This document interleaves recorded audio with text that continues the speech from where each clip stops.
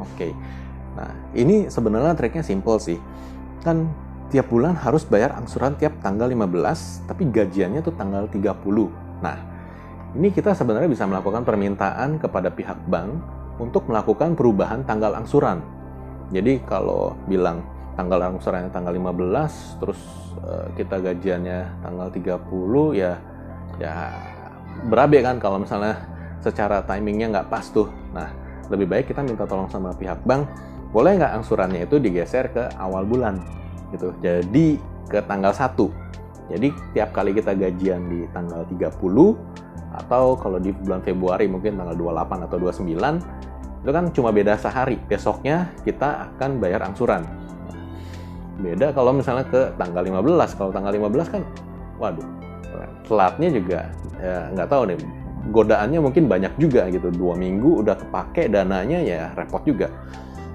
Atau kalau misalnya seperti yang tadi diceritain, sepertinya ketinggalan siklusnya ya, udah jatuh tempo, nungguin gajian berikutnya baru bisa bayar.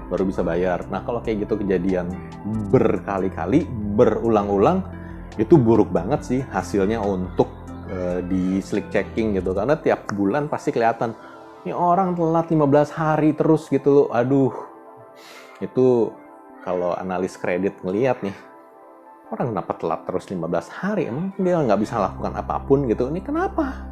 Gitu. Dan itu misalnya terjadi sampai bertahun-tahun gitu. Itu ya agak lucu sih ya, maksudnya kejadian kayak gitu. Seharusnya dari pihak bank juga, mungkin kalau pihak banknya lebih profesional lagi ya, lebih bagus lagi standarnya, mungkin dari pihak banknya yang sebenarnya harusnya bisa memberikan rekomendasi, sebaiknya ini digeser aja Pak gitu, tanggal angsurannya, supaya Bapak nggak kena denda terus nih. Karena kan ini sebenarnya di sisi konsumen, dia jadi kena denda terus nih. Tanggal 15 jatuh tempo, dia nggak ada uang, tanggal 30 baru ada uang, baru bayar.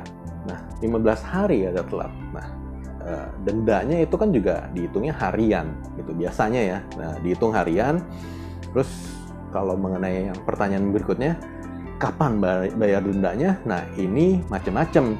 Ada bank yang melakukan istilahnya membebankan biaya dendanya itu di angsuran berikutnya, tapi ada juga yang udah nih disimpan nih di istilahnya di kantong yang berbeda.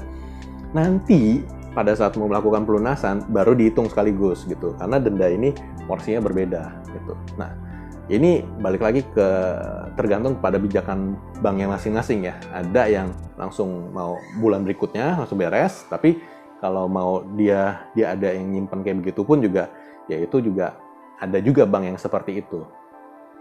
Begitu. Jadi yang perlu dicari tahu lebih ke arah ya mesti tanya langsung juga ke banknya, dan mesti baca di perjanjian KPR-nya nih, perjanjian kreditnya. Dulu ketentuannya seperti apa, kalau misalnya saya telat kena denda berapa, dan bayar dendanya kapan. Kalau nggak diatur, mesti langsung ditanya sama pihak banknya juga, supaya kita seenggaknya sadar, oh ternyata itu misalnya ditagihkannya di akhir pada saat mau melakukan pelunasan seluruh. Ya, kalau kita sudah pernah tahu, nanti pada saat mau melakukan pelunasan, kita udah siap-siap mental nih. Oh ya, waktu dulu saya memang sering telat nih kayak gini-gini.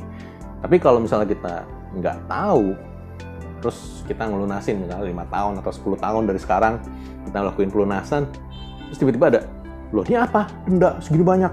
Kok bisa sih banyak? Nah, itu malah nanti bisa jadi ribut-ribut yang nggak perlu gitu. Jadi, sebaiknya dengan kondisi yang seperti ini, yuk baca lagi salinan dokumen dari perjanjian kreditnya, seperti apa ketentuannya, supaya kita juga bisa menghitung dan bisa langsung pastikan juga lagi ke pihak bank kapan ini saya mesti bayar ya. Karena praktek antar bank bisa berbeda, jadi memang perlu di make sure lagi, perlu dipastikan ulang kepada pihak banknya secara langsung ya. Oke, sekian dulu untuk episode kali ini, semoga bisa bermanfaat. Bye.